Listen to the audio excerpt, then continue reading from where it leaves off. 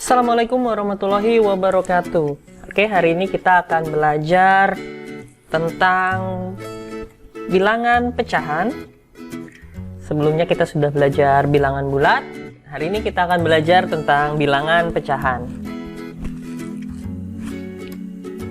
Oke, pengertian bilangan pecahan, kita sudah pernah belajar pecahan itu saat kita sekolah dasar, yaitu pecahan itu adalah sebagian besar dari keseluruhan. Secara simpelnya, atau pecahan digunakan untuk menyatakan hubungan antara bagian-bagian dari sesuatu yang utuh. Gampangnya gini, misalkan saya punya 4 kotak di sini, suatu persegi, kemudian dibagi menjadi 4 bagian persegi yang sama besar. Nah, ini kita sebut satu bagian utuh.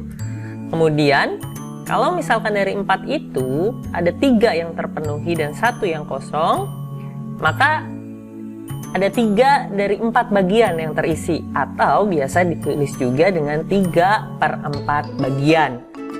Atau misalkan kalau 3 yang kosong dan 1 yang terisi, berarti yang terisi adalah 1 dari 4 atau 1/4 bagian.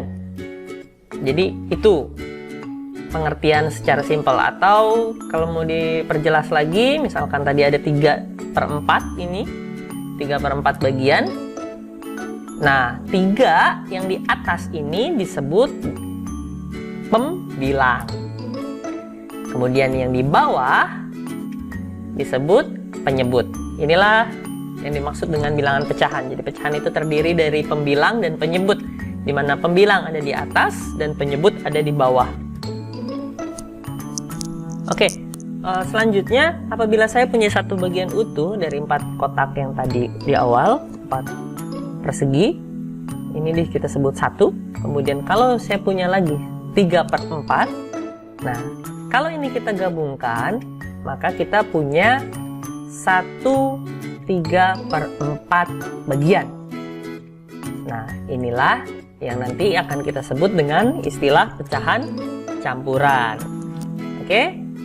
Nah, pecahan, sebelum kita lebih jauh membahas tentang pecahan, kita akan belajar bagaimana cara menyederhanakan pecahan.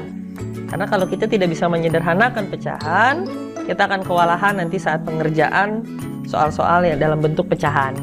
Nah, pecahan dapat disederhanakan apabila pembilang dan penyebutnya yang tadi di atas dan di bawah itu dapat diperkecil atau dibagi dengan bilangan yang sama. Contohnya misalkan 12/15. Ini kita bisa sederhanakan. Kira-kira berapa yang bisa membagi 12 dan 15? Ya, dibagi 3. Berarti 12 dibagi 3 jadi 4. Kemudian 15 dibagi 3 jadi 5.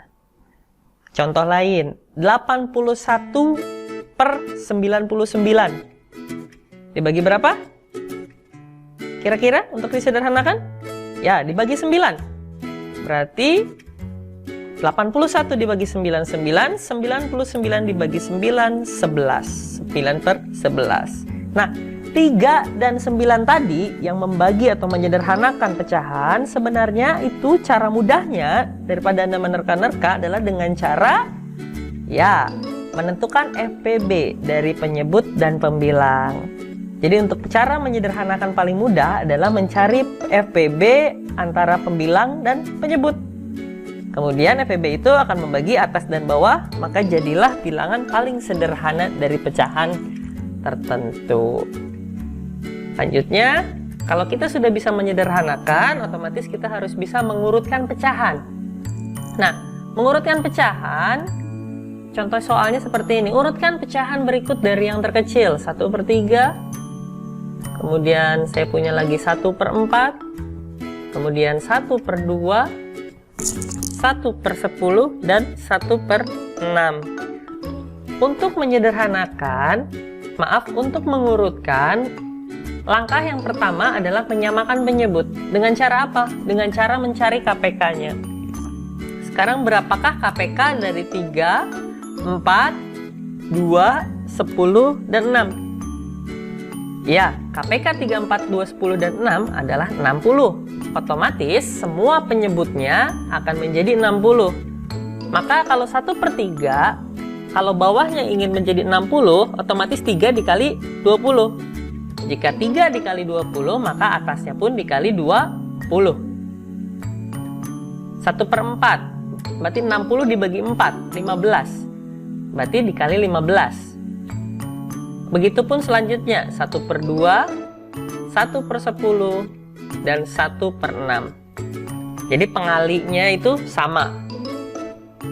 Patokan pengalinya dari mana adalah dari penyebutnya tadi, dari KPK-nya. Jadi misalkan yang biru muda, yang 1/4 untuk menjadi 60 bawahnya berarti kan 4 harus dikali 15.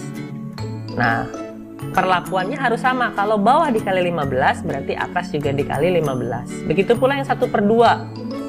2 untuk jadi 60 harus dikali 30. Otomatis atasnya pun dikali 30. Begitu selanjutnya. Kemudian kita kalikan. Ini menjadi 20/60. Ini menjadi 15/60. Ini menjadi 30/60. Ini menjadi 6/60. Dan ini menjadi 10/60. Apabila sudah sama penyebutnya, baru kita bisa mengurutkannya. Jadi untuk mengurutkan, kita harus samakan dulu penyebutnya. Nah, sekarang tinggal kita susun urutannya dari pecahan-pecahan berikut ini. Oke, setelah kita susun jadi 6/60, 10/60, 15/60, kemudian 20/60, 30/60. Nah, ini kan bukan bentuk soalnya, berarti sekarang kita tinggal samakan dengan bentuk soalnya. Soalnya kita susun kembali. Dari soal yang 1/3, 1/4 tadi, sekarang kita susun. Berarti yang paling kecil adalah 1/10.